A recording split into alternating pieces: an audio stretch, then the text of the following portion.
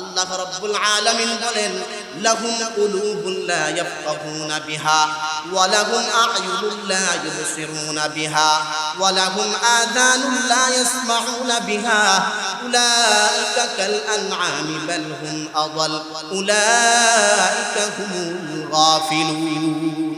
যাদের কান আছে কিন্তু কান থাকার পরেও শুনে না, যাদের কলব আছে মেধা আছে থাকার পরেও বুঝে না, যাদের চোখ আছে থাকার পরেও দেখে না, এরা কিসের মতো জানুনি তোমরা?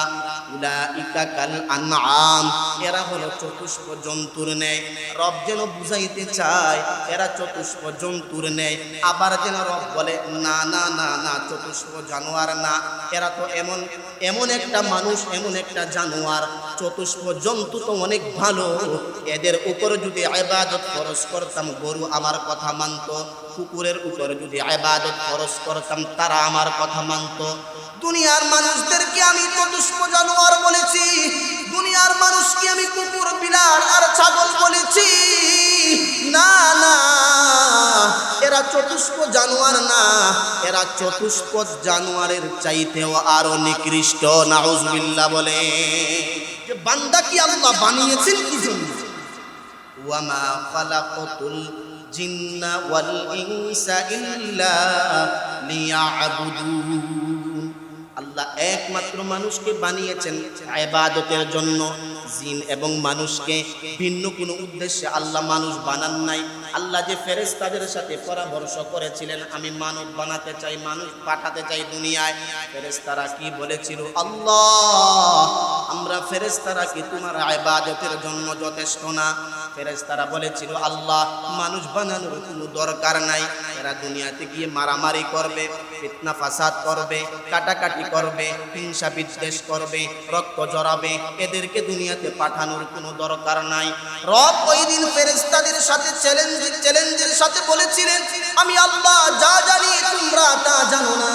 আমি আল্লাহ দুনিয়াতে মানুষ প্রেরণ করব, মানুষ পাঠানোর পর যখন মানুষ দুনিয়াতে গিয়ে আল্লাহর ইবাদত করে তখন আল্লাহ ফেরেশতাদের সাথে গর্ব করতে থাকেন, এই যে আমরা মসজিদে আসলাম নামাজ আদায় করার জন্য, মসজিদে আসলাম জুমার নামাজ পড়ার জন্য, আল্লাহ ফেরেশতাদের সাথে আমাদেরকে নিয়ে গর্ব করতে থাকেন।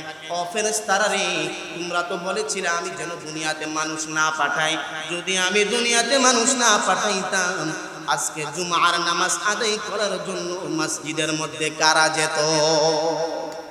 এরকম গর্বের সাথে আল্লাহ ফেরেশতাদের সাথে এটা বলতে থাকেন যে আমার এই বান্দাদেরকে বানিয়েছি এজন্যই আমার বান্দারা আজকে মসজিদে যেতে পারতেছে। ইবাদতের মধ্য থেকে আল্লাহ তাআলা যে ইবাদতকে সবচেয়ে বেশি গুরুত্বপূর্ণ ইবাদত বানিয়ে দিয়েছেন আমাদের জন্য, সবচেয়ে মূল্যবান ইবাদত বানিয়ে দিয়েছেন, সেই ইবাদতের নাম হলো নামাজ। এবং নামাজ এমন একটা ইবাদত, এই ইবাদতটা আল্লাহ তার হাবিব সাল্লাল্লাহু আলাইহি ওয়াসাল্লাম স্পেশাল ভাবে আল্লাহ হাদিয়া করেছেন। অন্যান্য বিধান জিবরিল আমিনের মাধ্যমে আল্লাহ তাআলা ওহী দিয়ে তারপর ফরজ করেছেন, আমাদের উপর আবশ্যকীয় করেছেন, কিন্তু নামাজের বিষয়টা ওহীর মাধ্যমেও এটা ফরজ করেছেন প্রত্যেক বালেগ বালেগা মুসলিম মুসলিমার জন্য। দৈনন্দিন 5 ওয়াক্ত আল্লাহর ডাকে হাজিরা দেওয়ার জন্য আল্লাহ এটা সকলের জন্য আবশ্যকীয় করে দিয়েছেন।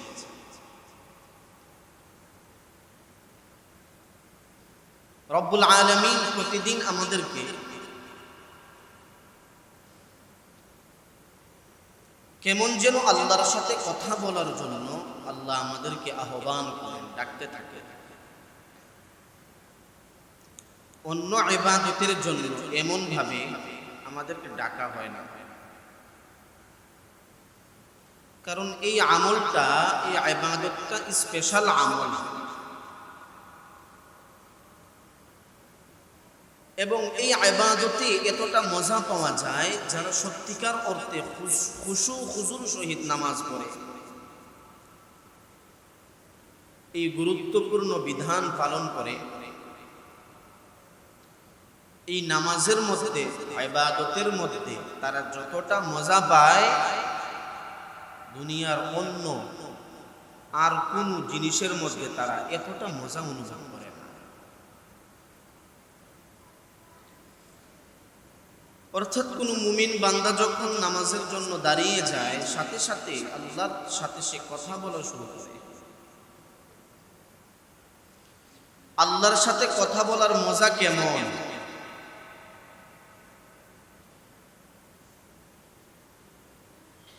বন্ধু বান্ধব নিকটবর্তী কারো সাথে বসে আড্ডা দেওয়া, গল্প গুজব করা, কথাবার্তা বলা, এটা সকলের কাছেই ভালো লাগে।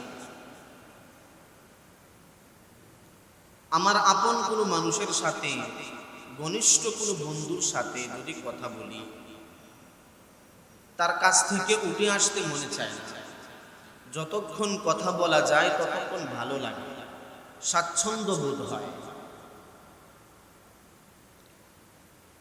যে আল্লাহকে ভালোবাসে, মহব্বত করে, আল্লাহর প্রত্যেকটা বিধানকে সে শ্রদ্ধা করে এবং গুরুত্বের সাথে আদায় করার চেষ্টা করে, রবের ইবাদত করতে করতে, নামাজ পড়তে পড়তে তার দিলের মধ্যে রবের ওই মহব্বতটা এমন ভাবে গেঁথে যায়, এক ওয়াক্ত অতিবাহিত হওয়ার পর আরেক ওয়াক্ত কখন আসবে সে অপেক্ষা করতে থাকে।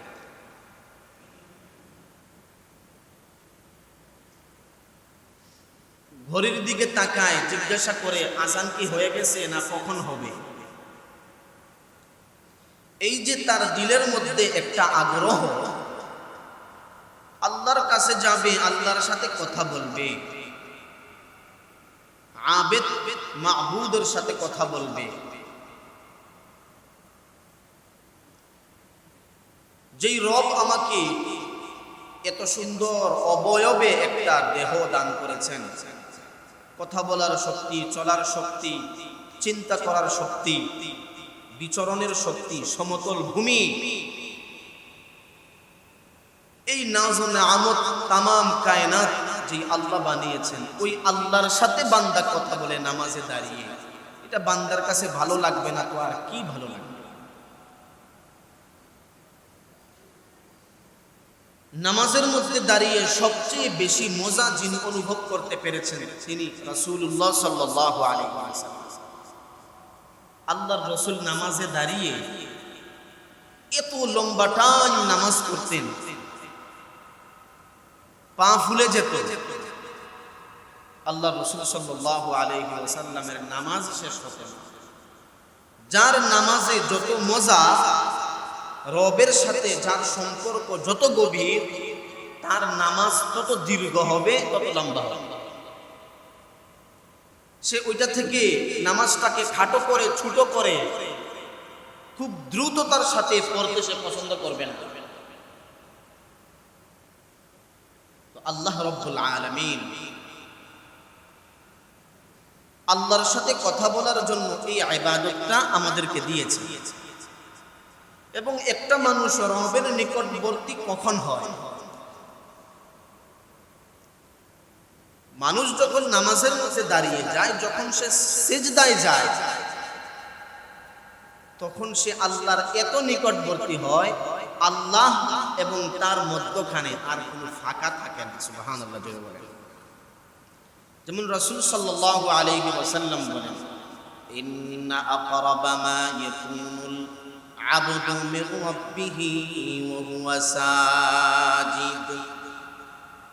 বান্দা যখন নামাজে দাঁড়িয়ে যায়, নামাজে দাঁড়িয়ে যখন সে সূরা ফাতিহা তেলাওয়াত শুরু করে দেয়, সূরা ফাতিহা পড়ে আর রব্বুল আলামিন তার কথার জবাব দিতে থাকেন। বান্দা নামাজ পড়তে পড়তে, নামাজে অভ্যস্ত হতে হতে একটা সময় তার অবস্থা এমন হয়ে যায়, বান্দা নামাজের মধ্যে দাঁড়াইলে নিজের মনের কোনো শান্তি খুঁজে পায়, নামাজ থেকে সে ফারেক হতে চায় না, সে চায় আমার রবের সাথে কথা বলার এত মজা।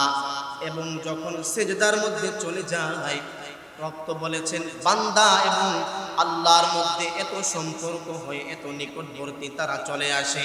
সিজদার মধ্যে গেলে বান্দা যখন বলে সুবহান রাব্বিয়াল আ'লা, সুবহান রাব্বিয়াল আ'লা, রুকুর মধ্যে গিয়া যখন বলে সুবহান রাব্বিয়াল আযীম। এই যে নামাজটা ইবাদতটা, বান্দা ইবাদত করে রবের সাথে কথা বলতে থাকে। বান্দা নামাজের মধ্যে দাঁড়ায়া রবের সাথে যে কথা বলে এত মজা তার কাছে লাগে, এত মজা অনুভব হয়। বান্দা খানার মধ্যে এত মজা পায় না, বান্দা দুনিয়ার কোনো কাজের মধ্যে এত মজা পায় না যেমন নামাজের মধ্যে মজা বান্দা সব সময় পেতে থাকে। নামাজটা এমন একটা ইবাদত, এবং ময়দানে মাহশরে যখন সমস্ত মানুষ দণ্ডায়মান হবে, বেনামাজিরা জাহান্নামে যাবে, নামাজিরা জান্নাতে যাবে। ওই দিন পরিচিত জন, আমি নামাজ পড়ি, আমার বন্ধু একজন নামাজ পড়ে না, একসাথে আমরা চলাফেরা করি, একসাথে গল্প গুজব করি, একসাথে খেলাধুলা করি। নামাজের সময় হলে এক বন্ধু নামাজে যায় আর এক বন্ধু নামাজে যায় না।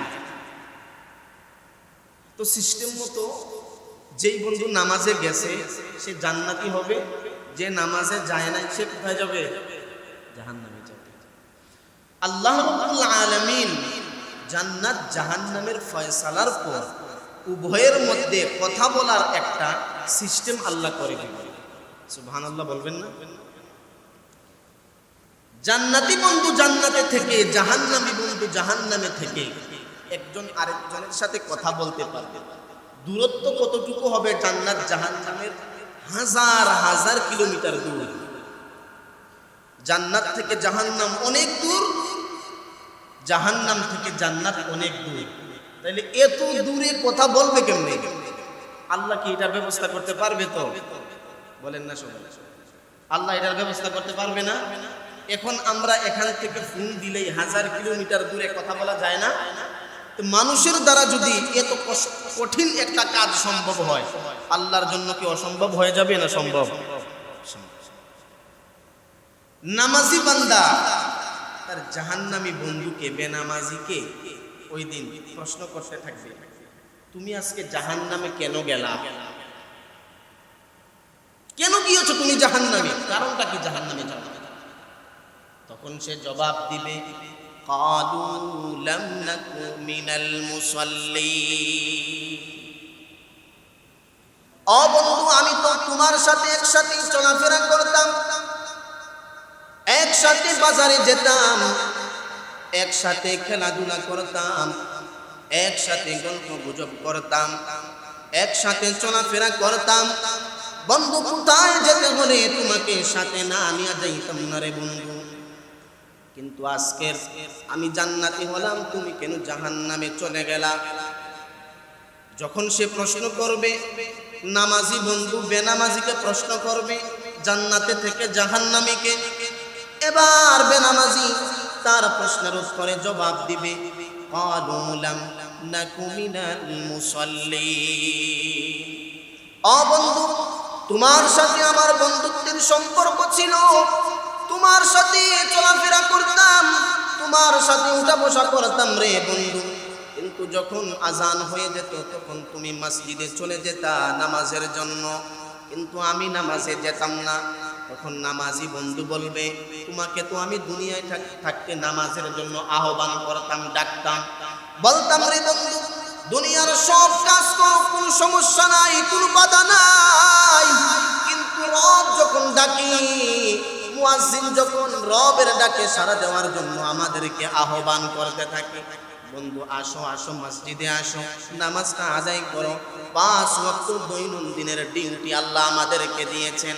24 ঘন্টার মধ্যে মাত্র 5 ওয়াক্ত আল্লাহ এমন সময় নির্ধারিত করে দিয়েছেন, এই 5টা ওয়াক্ত 5টা সময় আল্লাহর ডাকে সাড়া দেওয়ার জন্য। ও নাফরমান বন্ধু, তোকে তো কম বলি নাই, কম নসিহত করি নাই, কম আহ্বান করি নাই, কিন্তু বন্ধু তুই আমার কথা শুনিস নাই, যদি আমার কথা শুনতি তাহলে আজকে তুই আমার মতো জান্নাতি হতে পারতি রে বন্ধু।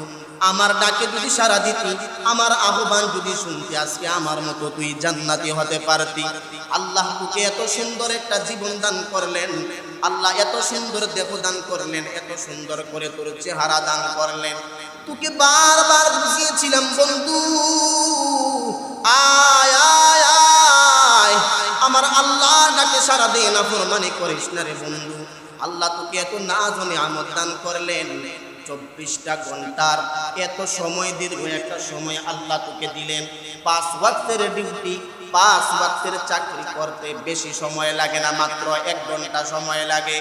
5 ওয়াক্ত নামাজকে যদি আপনি যোগ করেন কত সময় ব্যয় হয়? 1 ঘন্টা থেকে 1 ঘন্টা ব্যয় হয়। এই 24 ঘন্টার মধ্যে ও বান্দা গোলাম, 24 ঘন্টার মুহূর্তের মধ্যে 1 ঘন্টা সময় যদি তুমি রবকে না দিতে পারো তাহলে তোমার জীবন ব্যর্থ। 1 ঘন্টা সময় যদি রবের সাথে কথা বলার জন্য তুমি নির্ধারিত না করতে পারো তাহলে তুমি মানুষ হও কি করে? আল্লাহ মানুষও বানিয়েছেন, জানোয়ারও বানিয়েছেন, আল্লাহ কত ধরনের প্রাণী দুনিয়াতে বানিয়েছেন। অন্য প্রাণীর জন্য আল্লাহ ইবাদত দেন নাই, অন্য প্রাণীর জন্য আল্লাহ নামাজ দেন নাই, গরুর জন্য, ছাগলের জন্য, কুকুর বিড়ালের জন্য আল্লাহ নামাজ দেন নাই। একমাত্র মানুষের জন্যই নামাজের মতো এই গুরুত্বপূর্ণ বিধান আল্লাহ দিয়েছেন। কিন্তু গরু নামাজ পড়ে না, কুকুর নামাজ পড়ে না, ছাগল নামাজ পড়ে না। আমিও যদি নামাজ না পড়লাম তাহলে পার্থক্য কোথায় থাকলো? আল্লাহ রাব্বুল আলামিন বলেন, লাহুম কুলুবুন লা ইয়াফকাহুনা বিহা ওয়া লাহুম আ'য়ুনুন লা ইউবসিরুনা বিহা ওয়া লাহুম আযানুন লা ইয়াসমাউনা বিহা উলাইকা কাল আনআমি বাল হুম আযাল উলাইকা হুমুল গাফিলুন। যাদের কান আছে কিন্তু কান থাকার পরেও শুনে না, যাদের কলব আছে, মেধা আছে থাকার পরেও বুঝে না, যাদের চোখ আছে থাকার পরেও দেখে না, এরা কিসের মতো জানুনি তোমরা? উলাইকা কাল আনআম, এরা হলো চতুষ্প জন্তুর ন্যায়। রব যেন বুঝাইতে চায় এরা চতুষ্প জন্তুর ন্যায়, আবার যেন রব বলে না না না না, চতুষ্প জানোয়ার না, এরা তো এমন একটা মানুষ, এমন একটা জানোয়ার। চতুষ্প জন্তু তো অনেক ভালো, এদের উপর যদি ইবাদত ফরজ করতাম গরু আমার কথা মানত, কুকুরের উপর যদি ইবাদত ফরজ করতাম তারা আমার কথা মানত।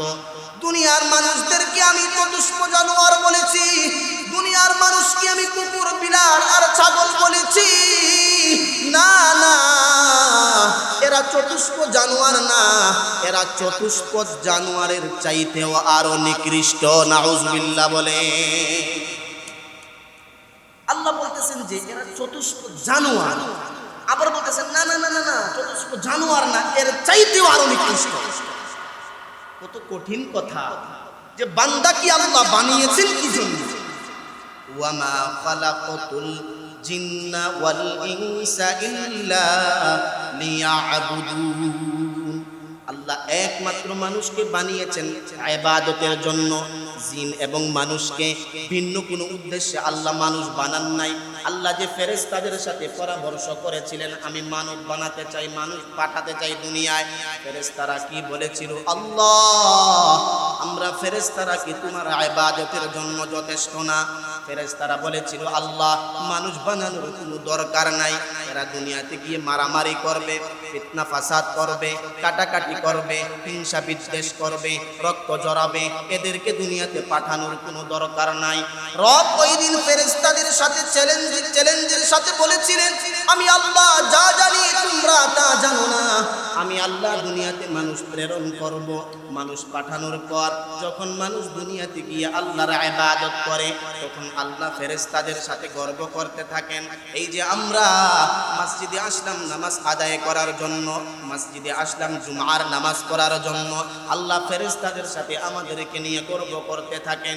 ও ফেরেশতারা রে, তোমরা তো বলেছিলে আমি যেন দুনিয়াতে মানুষ না পাঠাই, যদি আমি দুনিয়াতে মানুষ না পাঠাইতাম আজকে জুমার নামাজ আদায় করার জন্য মসজিদের মধ্যে কারা যেত? এরকম গর্বের সাথে আল্লাহ ফেরেশতাদের সাথে এটা বলতে থাকেন যে আমার এই বান্দাদেরকে বানিয়েছি, এজন্যই আমার বান্দারা আজকে মসজিদে যেতে পারতেছে। এই যে আহ্বানগুলা রব দেখেন তো, মুয়াজ্জিন যে মূলত আজানের মাধ্যমে আমাদেরকে ডাকে, এই ডাকটা কেমন জানি এমন অনুভব হয়, আপনি যদি খুব আবেগের সাথে হৃদয় দিয়ে অনুভব করে বিষয়টাকে অনুধাবন করার চেষ্টা করেন। আল্লাহ রাসূল সাল্লাল্লাহু আলাইহি ওয়াসাল্লাম যখন আল্লাহ 50 ওয়াক্ত নামাজ নবীজিকে দিয়েছিলেন, মুসা আলাইহিস সালামের সাথে সাক্ষাৎ হওয়ার পর মুসা আলাইহিস সালাম কি বলছিলেন? আমার উম্মতদেরকে আল্লাহ নামাজ দিয়েছে 2 ওয়াক্ত। কত ওয়াক্ত? জুড়ে বলেন, কত ওয়াক্ত? 2 ওয়াক্ত। মুসা আলাইহিস সালামের উম্মতের উপর নামাজ ছিল 2 ওয়াক্ত। আমার উম্মত 2 ওয়াক্তই পড়ে না, 50 পড়ব। আমি তো নবী উপস্থিত, এখন সরাসরি উম্মতদের কাছে গিয়ে দাওয়াত দিতেছি, বলতেছি, কিন্তু আপনি তো থাকবেন না, আপনার উম্মত পড়বে। তখন রাসূল গিয়া কমায়া আনছেন, যাইতে যাইতে যাইতে যাইতে এরকম 9 বার গিয়া 45 কমিয়েছেন। মুসা আলাইহিস সালাম তারপরেও বলেছেন 5 ওয়াক্ত আপনার উম্মত পড়বে না। তখন রাসূল বলেছিলেন 9 বার গেলাম, যাইতে যাইতে 45 কমিয়ে ফেললাম, এখন যাইতে শরম লাগতেছে। কি লাগতেছে? শরম লাগতেছে, লজ্জা লাগতেছে। কত যাওয়া যায়? আল্লাহ কি 50 দিলাম, কমাইতে কমাইতে 45ই কমায়া নিলেন, 5 রাখলাম, আবার আইছেন। লজ্জা লাগতেছে, শরম লাগতেছে, আমি আর যেতে পারবো না। সুবহানাল্লাহ বললেন না যে আপনারা? আল্লাহ রাসূল সাল্লাল্লাহু আলাইহি ওয়াসাল্লাম আর যান নাই। আল্লাহ রাব্বুল আলামিন এই যে 5 ওয়াক্তের নামাজ দিয়েছেন, বিধান দিয়ে আল্লাহ বসে থাকেন নাই। আল্লাহ ব্যবস্থা করে দিয়েছেন আজানের। প্রতিদিন ডাকতে হবে, বান্দাদেরকে স্মরণ করিয়ে দাও। ভুলে যেতে পারে, স্মরণ না থাকতে পারে, কাজে কর্মে ব্যস্ত থাকতে পারে, বারবার স্মরণ করিয়ে দাও। ফজরের সময় স্মরণ করাও, ঘুমে থাকবে, ঘুম না ছাড়তে পারে। জোহরে স্মরণ করাও, কাজে ব্যস্ত থাকতে পারে। আসরে স্মরণ করাও, খেলাধুলায় ব্যস্ত থাকতে পারে। মাগরিবের সময় স্মরণ করাও, সে ব্যস্ত থাকতে পারে। এশায় স্মরণ করাও, ঘুমিয়ে যেতে পারে। এই যে আল্লাহ রাব্বুল আলামিন আমাদের সকলকে স্মরণ করানোর জন্য আজানের ব্যবস্থা আল্লাহ দিয়েছেন, কেমন জানি আল্লাহ এটা বুঝায়। ফজরের সময় বান্দা সারা রাত ঘুমাইলা, একটু আমি আল্লাহর ডাকে এবার আসো না, সারা দেও না আমি আল্লাহর ডাকে, আসো একটু কথা বলার জন্য। তুমি বান্দার সাথে আমি আল্লাহকে কথা বলতে চাই। সুবহানাল্লাহ। ফজরের নামাজ আদায় করার পর দীর্ঘ একটা সময় মাঝখানে গ্যাপ হয়ে গেল, জুহর আসে। জুহরের আজানের সময় কেমন জানি আল্লাহ বলতে থাকেন, বান্দারে দীর্ঘ একটা সময় গ্যাপ গেল, ফাঁকা গেল, আসো বান্দা আসো। সারাদিন মোটামুটি বহুত কাজ করেছো বান্দা, তোমাকে আমি দুনিয়াতে কাজের জন্য পাঠাই নাই রে বান্দা, কিন্তু কাজ করো, কোনো সমস্যা নাই, কোনো বাধা নাই। আমি আল্লাহ তোমাকে ডাক দিলাম, বান্দা জুহরের নামাজ আদায় করার জন্য তুমি মসজিদের দিকে চলে আসো। আসরের সময় যখন হয়, আল্লাহ যে বান্দাকে বলতে চায়, বান্দা সারাদিন তুমি ব্যস্ত থাকো, কাজ করো, দুপুরের খানা খাওয়ার পর কেমন জানি একটা শরীর ক্লান্ত হয়ে যায়, রেস্ট নিয়েছো, কাইলুলা করেছো রে বান্দা, আসো আসরের সময় হয়ে গেছে, নামাজের দিকে আসো বান্দা, আমি রবকে আইসা সেজদা করো। মাগরিবের সময় আল্লাহ বান্দাকে মহব্বতের সুরে ডাকতে থাকে, এশার সময়ও আল্লাহ বান্দাকে মহব্বতের সুরে ডাকতে থাকে, ও বান্দা এশার আজান হয়ে গিয়েছে, চলে আসো নামাজের দিকে। এশার পরেই তো তুমি ঘুমিয়ে যাবা, দীর্ঘ একটা সময় তুমি ঘুমের মধ্যে থাকবা। অনেক মানুষ এমন আছে ঘুমের মধ্যে মারা যায়, কি যায় না জোরে কোন? অনেক মানুষ ঘুমিয়েছিল, ভালো মানুষ, কিন্তু উঠেছে আর ঘুম থেকে জাগ্রত হয় নাই, মৃত। পরের দিন মানুষ জানতে পারলো সে তো মারা গেছে, তার ইন্তেকাল হয়ে গেছে। কারণ মানুষ যখন ঘুমিয়ে যায় তখন তার অর্ধেক মৃত্যু হয়ে যায়, তার রূহটা চলে যায় রবের কাছে। রব যদি বান্দার রূহটা পুনরায় ফিরিয়ে দেয়, তবেই বান্দা ঘুম থেকে জাগ্রত হতে পারে। এই যে আমরা রাত্রে ঘুমাই, আমাদের রূহটা রবের কাছে চলে যায়। রব যদি আমাদের রূহটা পুনরায় ফিরত দেয়, আমরা ঘুম থেকে জাগ্রত হতে পারি। আর যদি আমাদের রূহটা রব পুনরায় ফিরিয়ে না দেয়, আর জাগ্রত হওয়ার কোনো সিস্টেম নাই, ওইখানেই শেষ ইন্তেকাল। আল্লাহ কেমন জানি বান্দাকে বুঝাইতে চাই, বান্দা এশার সময় হয়ে গেছে, ঘুমিয়ে যাবা। তুমি তো জানো না রে বান্দা, আজকের রাত্র হয়তো তোমার শেষ রাত্র হতে পারে। আমি রবকে সেজদা দিয়ে, আমি রবের সাথে কথা বলে তারপরে তুমি বান্দা ঘুমাতে যাও। এই জন্য নামাজ এমন একটা ইবাদত, ময়দানে মাহশুরে বান্দাদের যখন হিসাব নেওয়া হবে, আল্লাহ রাব্বুল আলামিন বান্দার নামাজের হিসাব সর্বপ্রথম গ্রহণ করবেন। আউয়ালু মা ইউহাসাবু বিহিল আবদু ইয়াউমাল কিয়ামাতিস সালাহ। যেই বান্দার নামাজের হিসাব সঠিকভাবে পাওয়া যাবে, তার অন্যান্য সবগুলোও সঠিকভাবে হয়ে যাবে। এই জন্য নামাজের মধ্যে যদি পেছ লেগে যায়, নামাজের হিসাবের মধ্যে যদি আটকা পড়ে যায়, তাহলে আর কোনো ওইখান থেকে আর মুক্তি পাওয়ার আর কোনো ব্যবস্থা অবশিষ্ট থাকবে না। এই জন্য রব্বুল আলামিন আমাদেরকে ইবাদত দিয়েছেন নামাজ। নামাজ এমন একটা ইবাদত, কাফিরও কাজ করে, মুনাফিকও কাজ করে, মুসলমানও কাজ করে। মুসলমান আর কাফের আর মুনাফিক একসাথে কাজ করে। আজান হওয়ার পরে কাফের কি নামাজে আসবে? বলেন সবাই, নামাজে আসবে কাফের, মুনাফিক নামাজে আসবে। কিন্তু মুসলমান কি করবে? আসবে না থাকবে? বলেন সবাই জুড়ে, আরো জুড়ে বলেন। মুসলমান নামাজের মধ্যে আসবে। এই যে একটা পার্থক্য দেখা দিল, আজান হওয়ার পরে মুসলমানের বৈশিষ্ট্য হবে রবের ডাকে সাড়া দেওয়ার জন্য মুসলমান নামাজের মধ্যে চলে আসবে। কাফের নামাজের মধ্যে আসবে না, সে তো রবকে মানে না, নামাজের মধ্যে আসবে কেন? এখন কাফেরও আসলো না, আমিও মুসলমান হওয়ার পরেও আসলাম না। এখন জবাব দিবেন, কাফের আর মুসলমানের মধ্যে কোনো পার্থক্য থাকলো নাকি? আছে পার্থক্য? হইল পার্থক্য? এই জন্যই তো রাসূল বলেছেন, মান তারাকাস সালাতা মুতাআম্মিদান ফাকাদ কাফারা। ইচ্ছা করে নামাজ ছেড়ে দেওয়া, পরিত্যাগ করা কুফরি। ইচ্ছা করে কেউ নামাজ পড়লো না, কোনো কাম নাই, ব্যস্ততা নাই, এমনি পড়ছে। অনেক মানুষ ফাও গপ্প মারে বাজারে বসে, কিন্তু নামাজে আসতেছে। মসজিদে নামাজ চলতেছে, সে শুনতেছে, ইমাম কেরাত করতেছে, রুকু করতেছে, সিজদা করতেছে, সে কানে শুনতেছে, স্পিকারের আওয়াজ তার কান পর্যন্ত যাচ্ছে, কিন্তু তারপরেও আসে না। চিন্তা করেন তো, তার দিলে কি ভয় আছে? আল্লাহ আছে, ভয় আছে? জুড়ে কোন না কেন ভয় আছে? আল্লাহর ভয় দিলে জাগ্রত করতে হবে, দিলে জায়গা দিতে হবে রবের ভয়। নামাজ যদি ঠিক না থাকে, মৃত্যুর সময় আপনি ধরা খাবেন, এমন কষ্টের সাথে আপনার মৃত্যু হবে। অনেক সময় বেঈমান হয়ে মরার সম্ভাবনা থাকে। এই জন্য নামাজ পড়া লাগবে। কথা কয় না, নামাজ পড়ন লাগবো নি? সবার পড়তে হইব না, কেউ আইলেই চলবো। কথা কোন না দিয়ে আপনারা, সবার আসতে হবে না ভাই? বলেন না, আসতে হবে না সবার? আমরা কি একটু নিয়ত করতে পারি না? আমরা কি একটু ইরাদা করতে পারি না? পিছনে যা গেছে গেছে, যা কি পিছনে কি বাদ দিলাম। ও আল্লাহ, আপনার সাথে বলে নামাজও গেলে কথা বলা যায়, আপনার সাথে কথা বলা হয় নামাজে। আমি নামাজ পড়ি না, তার মানে কি আপনার সাথে কথা বলতে চাই না?